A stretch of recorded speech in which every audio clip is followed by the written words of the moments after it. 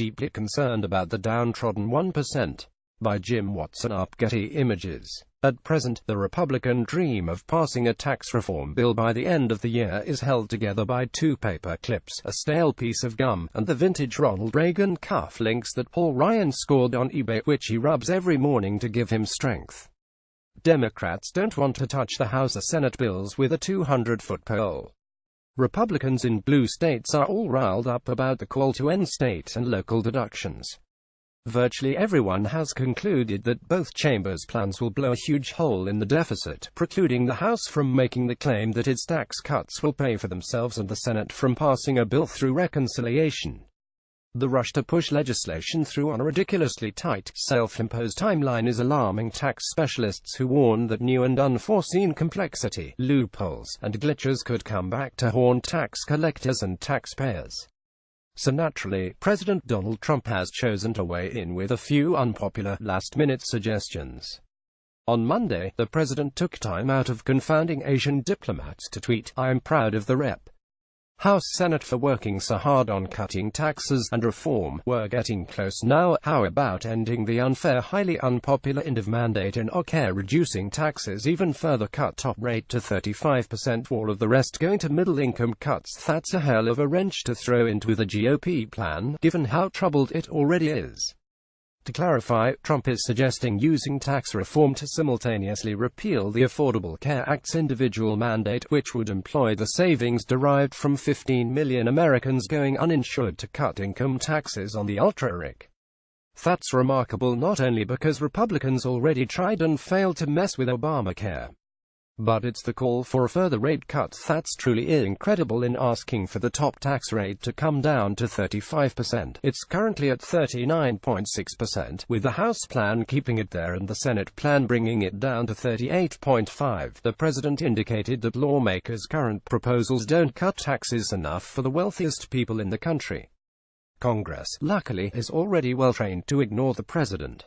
Still, Trump's 11th hour tweet doesn't make things easier for Republican leaders, who have been doggedly insisting that the legislation is, first and foremost, about the middle class. The math doesn't really support that contention, which is why Paul Ryan and Mitch McConnell, having already flunked the math portion of tax reform, are now scrambling to find any voodoo economist willing to explain away the massive deficit hole in the plan. In which case, what's another 3.5-point cut among friends? If you would like to receive the Levin Report in your inbox daily, click here to subscribe. Janet Yellen shades Trump on the way out. Earlier this month, Trump nominated Jerome Powell to lead the Federal Reserve when Janet Yellen's term expires in February, breaking a tradition in which every Fed chair in modern history has been nominated for a second term because he is intent on making his mark. And while Yellen isn't the type to start flame wars, Business Insider notes that in a speech last week praising the late Senator Paul H. Douglas, she seemed to continue her tradition of subtly critiquing the boss without actually mentioning his name. Some of her more pointed lines include, in 1939, Paul Douglas was one of the first public officials in America to publish an accounting of his personal finances after he was elected to the Senate. Douglas was a champion of consumer protection laws, and one of Paul Douglas' most important achievements in public life was to promote ethics in government. Or maybe it's just a total coincidence that, unlike Douglas, Trump has refused to reveal his tax returns, dispatched his vice president to overturn a rule that would allow consumers to file class action lawsuits against banks and credit unions, and is on track to go down as having more conflicts of interest than all previous presidents combined. Being nicer to banks is the first thing on my to-do list. Trump regulator changing the tenor of supervision will probably actually be the biggest part of what it is that I do. Federal Reserve Regulatory Chief Randall Quarles told bankers in his first public remarks last week. A day later, Keith Noreika, the acting controller of the currency, whom the White House used a brazen backdoor move to install in May, criticized Obama-era officials for holding banks to lofty standards. "My kid, if I told her that she had to study for her science test, but she always failed, I don't think she would study for her science test. The same goes for a bank. You want to incentivize them," he explained. Norika's banks are people. Two remarks follow those of Commodity Futures Trading Commission Chief James McDonald, who in September announced that his agency would increasingly look to banks and other financial institutions to come clean on their own about misconduct and problems in the market.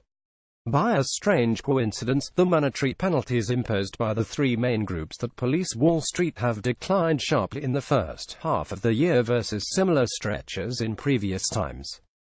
Bonus Watch 17 Gutting financial regulation pays off. Consider investing in that six-figure Italian sports car whose sticker price is inversely correlated to the size of your Salvatore Ferragamo. Today, Reuters bankers who advise companies on issuing stock or bonds could see an even bigger pay jump, as much as 20%, compensation firm Johnson Associates Inc. said on Sunday. A reduced emphasis on financial regulation under U.S. President Donald Trump has boosted shares of banks to peak levels on hopes higher interest rates, lower taxes, and faster economic growth under the Trump administration would lift profits. Elsewhere, Treasury Secretary says tax bill on track for completion next month. WSJ Morgan says family awarded $8 billion deserves nothing. Bloomberg Bitcoin plunge exposes a fundamental flaw. Bloomberg Silicon Valley sets sights on disrupting meat industry. Financial Times Goldman's dealmakers pack suitcases to chase down smaller game. Bloomberg how the tax scams of the super rich screw the poor. The hit of Venezuela's 30 minutes of debt talks leave bondholders guessing. Bloomberg shares plunge 7% for biggest decline since housing recession after turnaround plan unveiled. CNBC's new Star Wars game is so unpopular a developer is apparently getting death threats. CNBC Tiffany baffles with $9,000 ball of yarn, $1,000 tin can UPI.